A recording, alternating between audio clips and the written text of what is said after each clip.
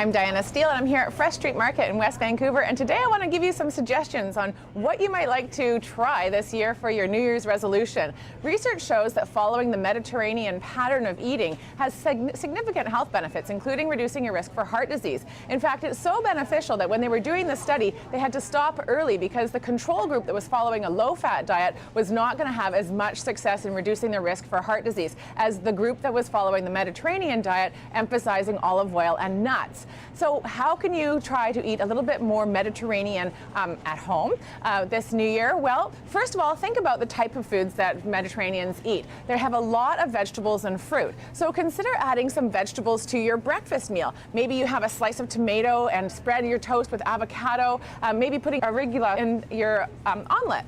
Another option for adding vegetables would be every week, make yourself a batch of soup. Start with possibly some onions and leeks, and then add in shredded cabbage, a tin of tomato. Lots of vegetables and fresh herbs will add to that beautiful vegetable soup, which you can store in small containers and use throughout the week. Another option is to make sure that your fruit is very accessible. So whether you have a big bag of oranges or a bowl of fruit sitting on the counter, those kinds of things will really help ensure that you are thinking about grabbing a fruit rather than grabbing that granola bar.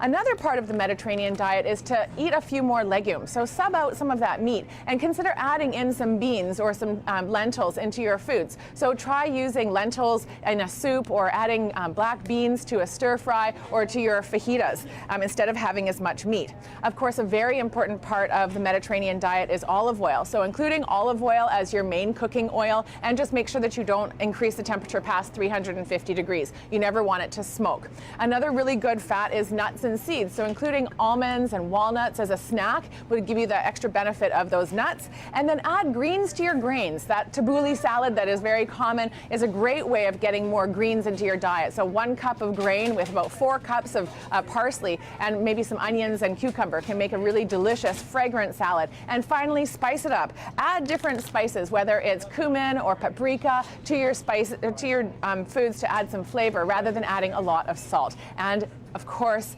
eat together, slow down, relax, and enjoy your food.